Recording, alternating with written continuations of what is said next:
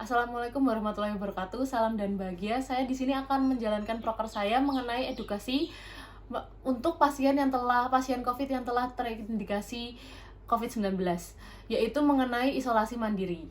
Nah, di sini saya akan menjelaskan 11 tata cara melakukan isolasi mandiri di rumah bagi orang-orang yang telah terpapar COVID-19.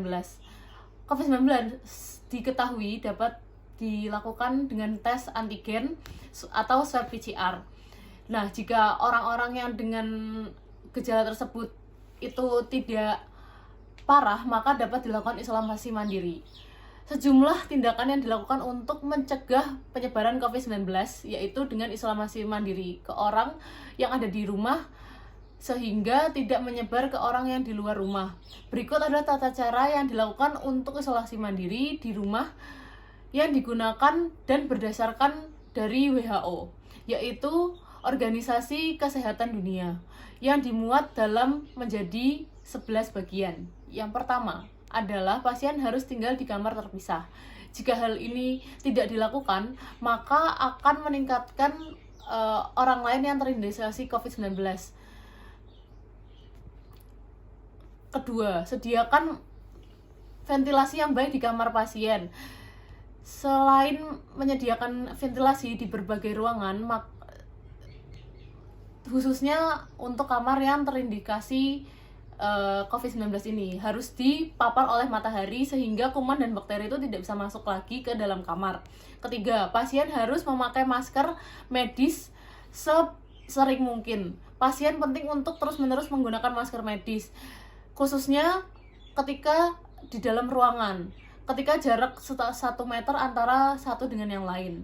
Yang keempat, pengunjung tidak boleh masuk ke dalam rumah.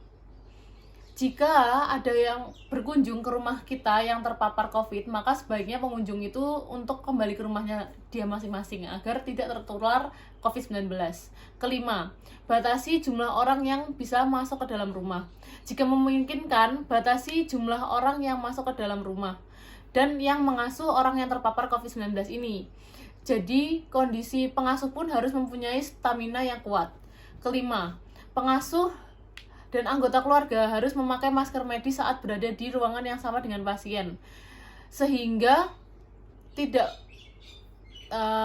dan tata cara yang baik adalah saat menggunakan masker tidak boleh memegang masker atau wajah, membuang masker setelah digunakan, memakai masker maksimal 4 jam dan mencuci tangan setelahnya. Ketujuh, tidak boleh memakai perlengkapan pribadi yang sama, sehingga handuk, peralatan makan, peralatan minum, dan peralatan khusus lainnya itu dibedakan antara yang menderita COVID dan yang tidak. Ke-8, bersihkan permukaan barang yang disentuh. Setelah disentuh oleh pasien COVID, sebaiknya barang-barang yang ada itu disterilkan terlebih dahulu baru dipakai. Ke-9, setiap orang di rumah harus memakai lengan panjang demi agar tidak tertempel dengan virus, lalu mencuci tangan sesering mungkin dengan sabun dan air mengalir. Dan caranya jangan lupa menggunakan 7 langkah cuci tangan sehingga bisa membersihkan tangan dengan sempurna. Setelah nah, saat-saat yang bagus untuk cuci tangan itu setelah batuk, sebelum dan sesudah makan, sebelum makan, setelah menggunakan masker, sebelum dan sesudah merawat pasien terpapar COVID, dan yang terakhir adalah ketika tangan tersebut kita menyentuh barang yang kotor. 10. Batuk dan bersin harus ditutup. Cara bersin dan batuk yang benar itu bukan menutup dengan seperti ini, tapi bisa menggunakan siku, lalu atau menggunakan tisu atau kain sehingga batuk tidak menyebar ke yang lain, dan buang tisu setelah digunakan. Ke-11, limbah dari pasien harus dikemas dalam plastik yang kuat sebelum dibuang, jadi tidak gampang tertular. Berbagai perlengkapan yang digunakan oleh pasien seperti masker, handuk, spray, dan barang lain adalah harus dikemas dalam wadah tertutup sebelum dibuang sehingga tidak menular. Demikian adalah 11 tata cara, dan isolasi mandiri dilakukan selama 14 hari, sehingga setelah 14 hari nanti baru dilakukan tes swab PCR atau swab antigen lagi sehingga dinyatakan telah negatif, dan setelah itu laporan isolasi mandiri dapat dilaporkan kepada pemerintah setempat sehingga kita dapat beraktivitas kembali seperti semula. Demikian penjelasan dari saya, semoga bermanfaat. Wassalamualaikum warahmatullahi wabarakatuh.